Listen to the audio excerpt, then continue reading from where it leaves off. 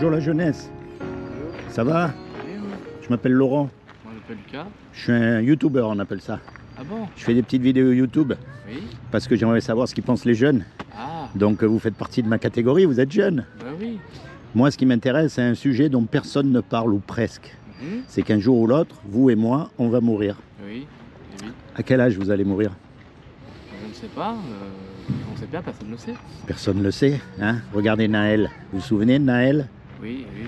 Quand il est parti le matin, jamais il aurait pu imaginer qu'il rentrait pas le soir. Ben oui. La mort, elle vient, elle frappe comme ça et c'est fini. Ouais. Donc la grande question à se poser, où est-ce qu'on va?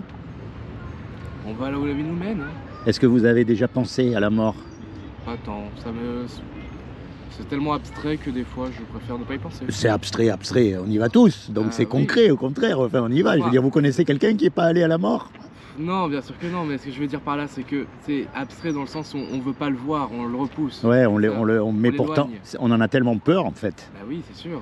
La peur, c'est jamais agréable. Hein. Et ben, ça dépend, parce que la peur, ça peut être une bonne chose. Par exemple, vous conduisez la voiture? Non, Ou le je sais pas scooter encore ou quelque chose? Vous conduisez quand même un scooter, non? Je suis pas encore le permis, mais bientôt. Bon, ben, de toute façon, c'est pas compliqué à comprendre. Par exemple, le feu rouge. Oui. Qu'est-ce qui fait que vous vous arrêtez au feu rouge? C'est parce que vous avez peur que si vous vous arrêtez pas, vous allez avoir un accident ou une contravention. Et oui, logique. Qu'est-ce qui fait que vous mettez pas votre main sur le réchaud quand vous faites la cuisine? C'est parce que vous avez peur de vous brûler. Et oui, normal. Vous voyez, donc la peur, ça peut être une bonne chose. Mmh. Et si vous voulez, quand on meurt, on va être jugé par rapport au bien ou au mal qu'on a fait pendant notre vivant. Mhm. Vous avez une religion, une croyance, quelque chose? Non, je n'y crois pas forcément, mais... Donc vous n'avez pas de religion? Non. Eh ben, c'est déjà un bon point. Vous voyez? Donc on va être jugé. Et on va être jugé sur la base des 10 commandements. Donc je suppose que vous ne connaissez pas les 10 commandements. Et pourtant, ils sont écrits dans votre cœur. Ouais. C'est une loi qui est écrite dans le cœur de chaque homme, chaque femme. Et vous allez voir que c'est très simple. Il y a un commandement, il dit, tu ne mentiras pas. Est-ce que vous avez déjà menti? Ah bah, bien sûr. Comment on appelle quelqu'un qui a menti? Un menteur. Et attention, je ne vous juge pas, parce que moi, je suis plus âgé que vous, donc j'ai dû mentir encore plus que vous, proportionnellement parlant, on est d'accord? Bien sûr. Mon but, c'est pas de vous juger. Non. Donc, vous venez d'admettre que vous êtes un menteur. Ah bien sûr. Il y a un commandement, il dit, tu ne voleras pas.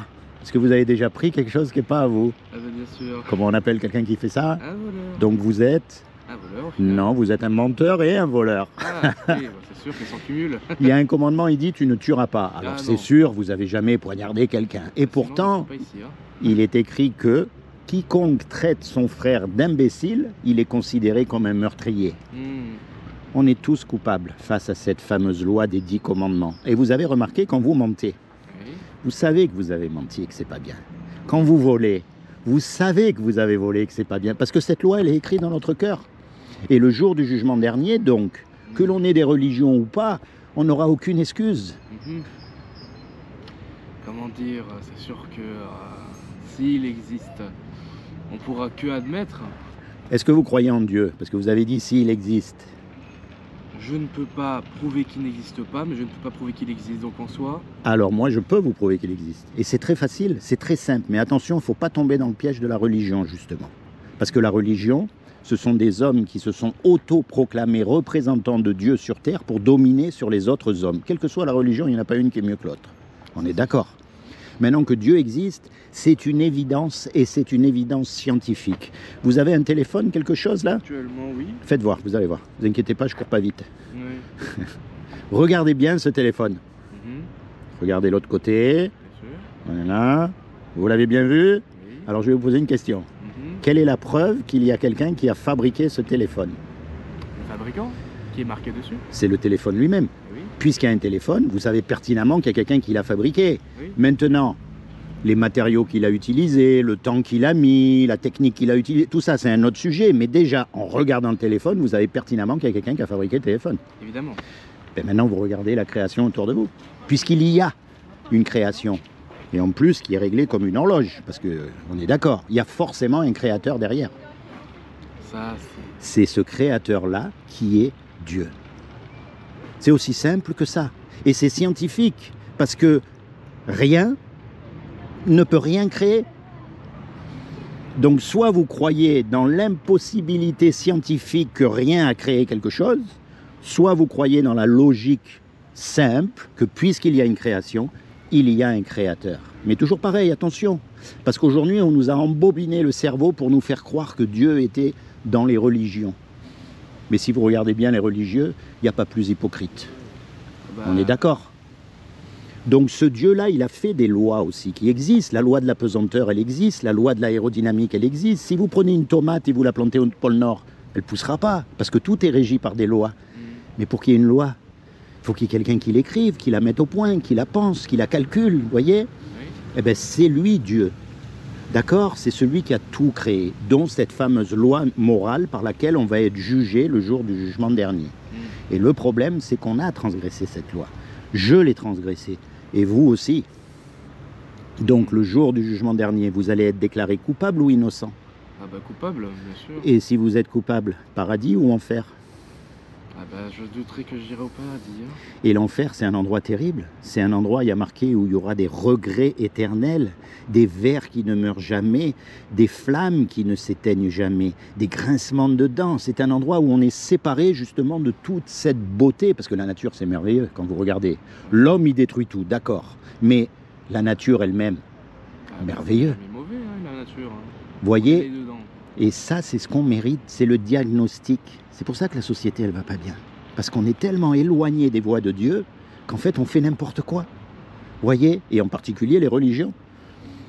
Ça, c'est la mauvaise nouvelle, mon ami. Si vous mourrez là ce soir, la destination, c'est l'enfer pour l'éternité et on n'en revient pas.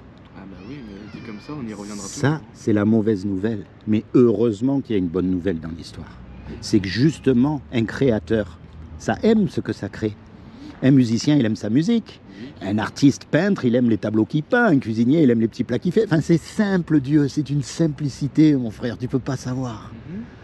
Et donc, un créateur, il aime sa création. Donc, Dieu nous aime et il veut pas nous envoyer en enfer. Quelqu'un qui aime, il veut pas condamner, il veut pas punir. On est d'accord? Donc, il a fait quelque chose pour que vous et moi, malgré qu'on soit coupables, on puisse éviter son châtiment. Eh bien, ce qu'il a fait, c'est que comme il a trouvé aucun homme de parfait sur la terre, aucun, ni le pape, ni le rabbin, ni l'imam, vous les mettez tous dans le même sac, il n'y en a pas un qui est mieux que l'autre. Parce que face à cette fameuse loi, personne ne pourra dire qu'il n'a pas menti, on est d'accord? Ah bah non. Eh bien, comme il a trouvé personne, il est venu lui-même. Et il s'est habillé avec un corps, il a pris une forme humaine qui est Jésus. Et quand Jésus est mort à la croix, en fait, il est mort à votre place, à ma place. C'est comme si, par exemple, vous grillez, on va prendre le feu rouge encore. Oui. Vous grillez un feu rouge. Oui. Vis-à-vis de la loi, vous êtes passible d'une amende. Oui. Musique. Mais c'est moi qui paye votre amende. Vis-à-vis de la loi, vous êtes libéré. Oui. L'amende, elle a été payée. Oui. Et malgré que vous êtes coupable, vous êtes libéré. Eh bien, c'est exactement ce que Jésus a fait pour nous à la croix. Lui qui est Dieu sur terre, par définition, c'est le seul qui est parfait, et donc c'est le seul qui peut être sacrifié pour nous. Il a payé à votre place, il est mort à votre place.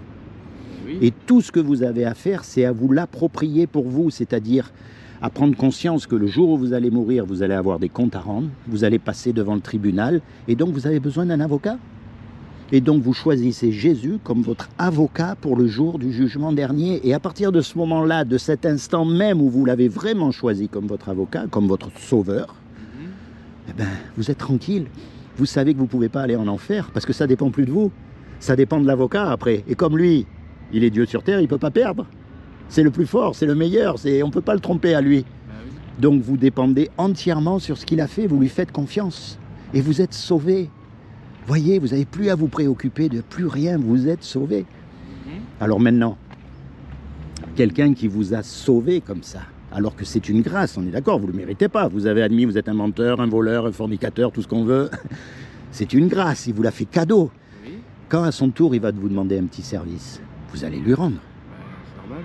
Du moins, du mieux que vous pouvez. Au mieux, bien sûr. Alors par exemple, la prochaine fois que vous êtes confronté au mensonge, ou à quelque chose de mal, que vous savez que c'est pas bien. Vous allez dire, là, si je mens, je vais pas en subir les conséquences, je m'en sors bien, personne va le savoir, et puis dans votre tête, vous allez dire, attends, Jésus, il est mort pour moi. Il me donne le paradis alors que je le mérite pas. Et je sais qu'il aime pas le mensonge. Je vais continuer à mentir. C'est comme si je lui crachais à la figure. Et cracher à la figure de Dieu, Donc tant pis combien ça va me coûter. Mais par conscience envers Dieu, je choisis de ne plus mentir, peu importe combien ça me coûte. Je choisis de faire ce qui est bien et je repousse de toutes mes forces ce qui est mal. Et on appelle ça la repentance. C'est-à-dire que jusqu'à aujourd'hui, jamais vous avez pensé à ces choses. Ou très peu, voyez. Mais à partir d'aujourd'hui, ben, vous y pensez sérieusement. Et vous essayez sincèrement de vous rapprocher de Dieu, d'accepter Jésus comme votre sauveur, de commencer à étudier la Bible. Vous avez une Bible à la maison? Mon père est chrétien, oui, donc il en a une. Mais c'est pas un accident que je vous ai rencontré alors. Ah mais ma foi peut-être, hein, ma mère est musulmane, vous voyez, donc bon. Même dans le Coran, je vais vous surprendre. Il y a Jésus, il me semble, hein, qui est... Non seulement il y a Jésus, mais il est écrit qu'il faut obéir à Jésus. Vous savez ça? Je ne les ai pas lus, donc... Moi j'ai lu quelques passages. Vous savez pourquoi? Ce qui m'a attiré, et ça c'est l'histoire de France. Donc vous pouvez chercher vous-même, et en plus ça s'est passé ici à Toulon, enfin sur la côte. C'est l'époque où il y avait les galères. Ah oui. Vous vous souvenez, les galères, les bateaux à rames, avec, c'était les prisons de l'époque. Et à l'époque, il y avait les catholiques qui étaient au pouvoir et les chrétiens qui vivaient un peu partout en France. Oui. Et les catholiques, ils ne voulaient pas que les chrétiens prennent le pouvoir, donc ils ont commencé une persécution terrible envers les chrétiens. Parce que tout le monde parle des croisades à Jérusalem, mais il y a eu aussi des croisades ici en Provence. Et ça, vous pouvez vérifier dans l'histoire de France. Hein. D'accord. Et donc les jeunes comme vous qui se faisaient attraper, ils les envoyaient sur les galères. Et là, sur les galères, il y avait tous les malfrats, tous les bandits, tous les voleurs, tout ce que vous voulez. Il y avait aussi des musulmans. Et il y avait les chrétiens. Et à l'époque, il n'y avait pas comme aujourd'hui la cantine en prison. C'est-à-dire que si vous n'aviez pas d'argent, vous ne mangez rien du tout. Donc les prisonniers, quand les bateaux ne pouvaient pas partir en mer, ils avaient le droit d'aller en ville, trouver un petit travail, gagner 4 sous pour pouvoir subvenir à leurs besoins. Normal. Tous, sauf les chrétiens. Parce que les catholiques, ils avaient tellement la haine envers les chrétiens qu'ils leur permettaient rien du tout. Eh bien, vous savez qui c'est qui les aidait? Les musulmans. Dans la galère, on s'entraide. Hein. Les musulmans, et au péril de leur vie, c'est-à-dire ceux qui se sont fait attraper, ils subissaient ce qu'on appelle la bastonnade. Ils vous mettent par terre et avec une corde, ils vous frappent jusqu'à ce que vous mouriez. Ouais, deux coups finalement. Quand j'ai lu ça, et ça c'est l'histoire de France, on ne peut pas le nier, c'est l'histoire de France, ça s'est passé. Quand j'ai lu ça, je me suis dit, mais attends, aujourd'hui à la télé, quand on écoute, on nous montre, on nous dit soi-disant que les musulmans, ils veulent massacrer tous les chrétiens, on nous monte la tête, mais quand on regarde dans l'histoire de France, ceux qui ont vraiment aidé les chrétiens, ce sont les musulmans. Alors il doit y avoir quelque chose. Et je me suis dit, ces musulmans-là, pourquoi est-ce qu'ils ont aidé ces chrétiens? Et je suis allé voir dans le Coran. Et dans le Coran, j'ai trouvé que non seulement les musulmans, ils peuvent reconnaître les vrais chrétiens, c'est-à-dire ceux qui mettent en pratique la Bible dans leur vie, qu'en plus, ils peuvent croire les chrétiens, ils doivent écouter les chrétiens, ils doivent croire Jésus. On dirait qu'il y a un passage secret dans le Coran qui mène le musulman vers Jésus aussi comme le sauveur. Parce que même les musulmans disent que Jésus, c'est le Messie. En soi, ils avaient dit que c'était un prophète, il me semble, non? Donc ils avaient quand même dit que la parole de Dieu passait par là, oui, ils disent beaucoup de choses. Mais c'est comme s'il y avait un passage secret. Parce que s'il est écrit qu'on doit obéir à Jésus, forcément, on doit obéir à ce qu'il a dit lui. aussi. Pas à ce qu'ils ont dit les imams, ou pas à ce qu'ils ont dit les autres, ou les autres, ou les autres, ou les autres, ou les autres. Et pour savoir ce qu'il a dit lui, eh ben, il faut aller lire l'Injil. Voyez? Et le Coran nous enseigne à aller lire l'Injil. C'est un peu... Mais c'est comme ça, je veux dire. Il y a un passage secret dans le Coran qui mène vers Jésus. Parce que Jésus, c'est le seul nom qui nous a été donné sous le soleil par lequel on peut être sauvé. C'est aussi simple que ça. Alors moi, mon ami, mon but, c'est pas que vous preniez pour argent comptant ce que je vous ai dit. Pas ça. Il y a 2 solutions.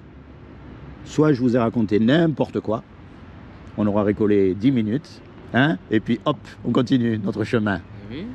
Mais soit je vous ai raconté la vérité, et là vous risquez de perdre gros. Alors moi, mon but, encore une fois, c'est pas de prendre pour argent comptant ce que je vous ai dit, mais c'est que vous cherchiez vous-même. Maintenant, que vous commenciez, parlez à Dieu. Pourquoi pas? Parlez-lui. Dites-lui, est-ce que c'est vrai, est-ce que c'est pas vrai? Montre-moi le chemin, moi je veux savoir, est-ce que ce gars que j'ai rencontré, enfin je sais pas, tout ce que... Vous savez, il n'y a que vous qui pouvez savoir ce que vous allez dire. C'est ça la vraie prière. La vraie prière, c'est pas juste réciter des choses, baisser la tête, et puis après, vous savez, il y en a, ils vont le dimanche à l'église chanter Alléluia, et le mardi, ils ont oublié qu'ils sont allés à l'église et ils se conduisent comme tout le monde. Il y en a, ils vont à la mosquée aussi le vendredi, ils crient haut et fort qu'ils sont musulmans, mais c'est les premiers à vendre du shit le mardi. On est d'accord?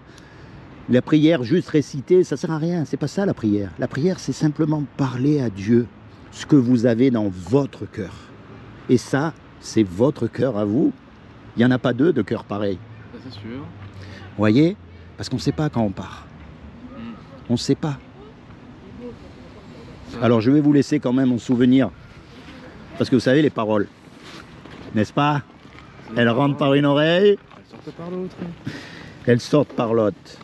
Je vais vous laisser ça, c'est un petit livret que j'ai écrit et c'est ma dernière question. Est-ce que vous sauteriez d'un avion sans parachute? Bien sûr que non. Et pourtant, un jour vous allez sauter dans la mort. Est-ce qu'il n'y aurait pas un parachute pour sauter dans la mort qui peut vous garantir dès maintenant que vous êtes sauvé? Et est-ce que ce parachute, ça ne serait pas Jésus? Mais encore une fois, moi ça, je ne peux pas vous l'imposer. C'est à vous de le chercher ou pas. C'est à vous de vous intéresser à ces choses. Parce qu'on y va tous. Vous savez, comme vous dites, vous connaissez la société, vous connaissez le monde, vous voyez que malheureusement, ça ne va pas en s'arrangeant. Hein, et voilà. Mais après, parce que là, quelle que soit la galère où on est, que l'on soit malade, que l'on soit en prison, que l'on soit handicapé, que l'on soit riche et en bonne santé, ça s'arrête puisqu'on meurt. Eh ben, c'est jamais éternel. Hein. Mais après, ça s'arrête plus et on revient pas. Alors est-ce que ça vaudrait pas la peine de chercher un peu ce qui se passe après? Parce qu'aujourd'hui, vous savez, il y a tellement de... Les uns vous disent une chose, les autres vous disent une autre, chacun vous dit sa sauce, on est d'accord? Chacun défend son blason. Hein. Exactement. Mais le plus important, justement, c'est d'avoir un blason. Tiens, ça c'est pour vous. Ma foi, 1 million. Hein? C'est pour vous remercier. Ma foi, Et derrière, il y a ce qu'on appelle l'évangile, c'est-à-dire un petit résumé de ce que je vous ai dit. Si votre papa a une Bible, feuilletez la Bible. Commencez à lire. Vous savez, on se moque de la Bible aujourd'hui, on est d'accord? Et pourtant, la Bible, c'est pas un livre religieux. Alors je sais, il y en a beaucoup qui en ont fait une religion. Mais c'est pas pour ça que la Bible, elle est fausse.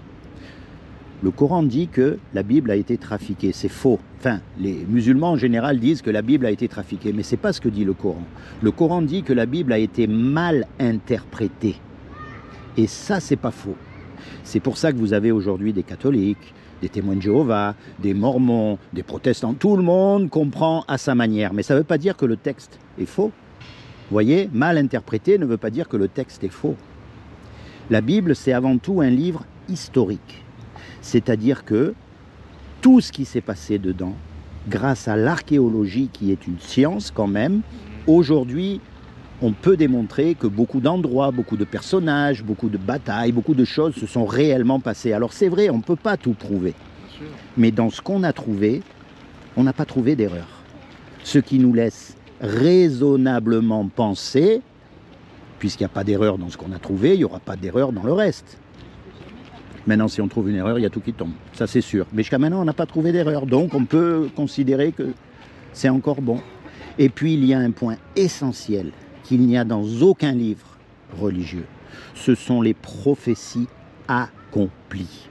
C'est-à-dire, il y a 2000 ans, il y a 3000 ans, il y a 4000 ans, il y a des prophètes qui ont annoncé des choses, et ces choses se sont véritablement accomplies dans l'ordre, au temps qu'il fallait, sans aucune erreur.